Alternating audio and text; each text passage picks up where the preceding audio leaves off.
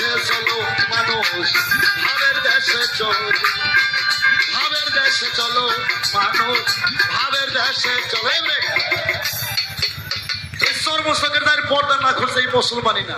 Challenge করলাম আমি, এই যে কজন মুসলমান আছেন যারা শীতে পাতান কম দামি আবার তেল, সেগুলো তো চলে গেছে, আসল ধানগুলো বসে আছে। এখন চোখ পর্যন্ত চোখ মুঞ্জে 2 মিনিটের জন্য খেয়াল করেন তো, আপনার মৃত্যু বাপ মা পীর মুর্শিদের সুরত কি সামনে আসবে না? যদি কারণে আসে, আমি টাটকি বাকি গান আনোয়ার সরকার করে না, মনে করবেন এর মনের মধ্যে এখনো ময়লা আছে, এর পাপ যায় না। আর যদি কারো ঠাস করে আসে মায়ের সুরত, বাবার সুরত, পীর মুর্শিদের সুরত, মক্কা মদিনার সুরত, মনে করবেন এর মধ্যে কোনো পাপ নাই।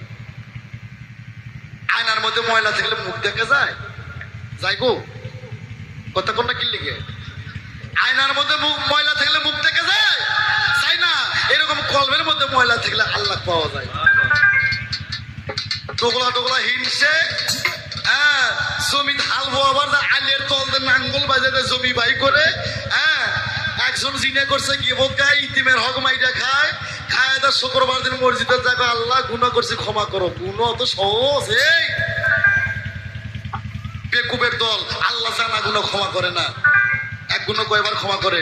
আল্লাহ কি তওবার দোকান নেই বুঝছেন?